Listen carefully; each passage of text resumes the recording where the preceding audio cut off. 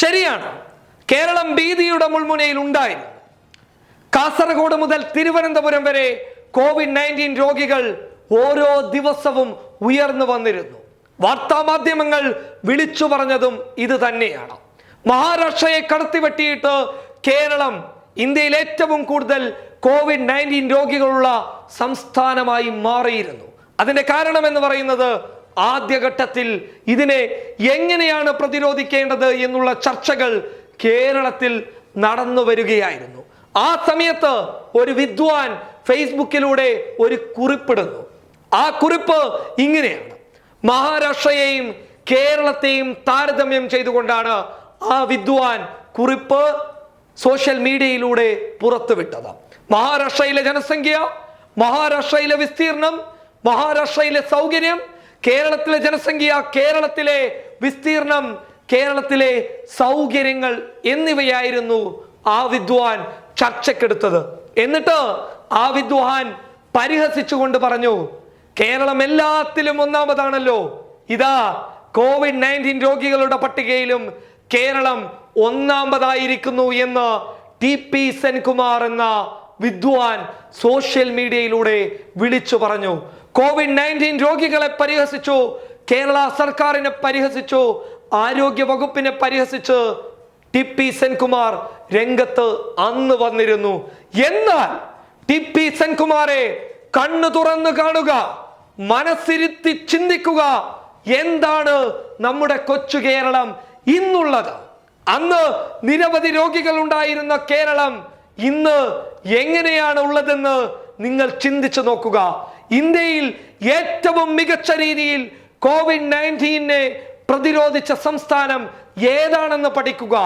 ലോകത്ത് ഏതെങ്കിലും ഒരു രാജ്യത്തെ സംസ്ഥാനത്തെ മാത്രം ചർച്ചക്കെടുക്കുന്നുണ്ടെങ്കിൽ ആ സംസ്ഥാനം കേരളമാണ്. ഒരു സമൂഹത്തെ എടുക്കുന്നുണ്ടെങ്കിൽ ആ സമൂഹം മലയാളികളാണോടോ? TP സെൻകുമാർ എന്ന പമ്പര വിഡി. നിങ്ങൾ മനസ്സിലാക്കുക, ഇത് കൊച്ചു കേരളമാണ്. ഇവിടെ എന്തുണ്ടായി കഴിഞ്ഞാലും അതിനെ പ്രതിരോധിക്കാൻ ഞങ്ങൾക്കറിയാം. നിങ്ങൾ ഇവിടെ കൊച്ചു കേരളത്തിൽ ഇരുന്നു കൊണ്ട് മറ്റുള്ള സംസ്ഥാനങ്ങളെ താരതമ്യം ചെയ്ത് കേരളത്തെ പരിഹസിക്കുമ്പോൾ നിങ്ങൾ ഓർത്തില്ല കേരളീയരുടെ മനസ്സിന്റെ വലിപ്പത്തെക്കുറിച്ച്, അവരുടെ ആർജവത്തെക്കുറിച്ച്, അവരുടെ ശക്തിയെക്കുറിച്ച് നിങ്ങൾ ചിന്തിച്ചില്ല.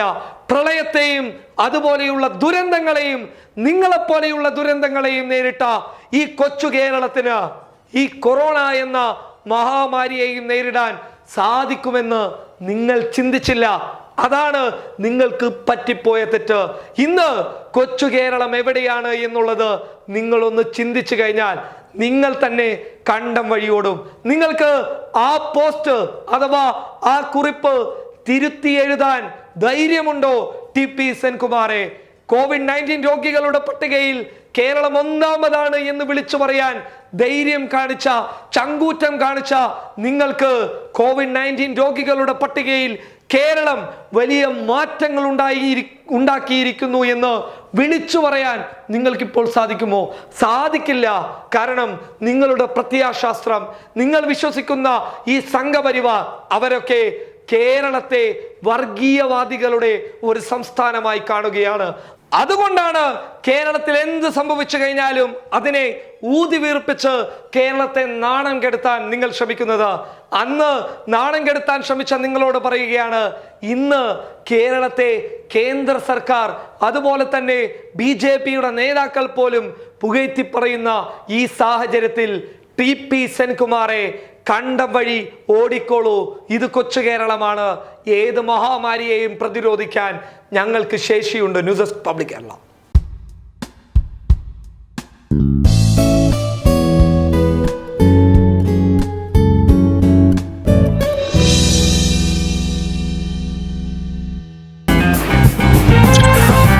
Monster.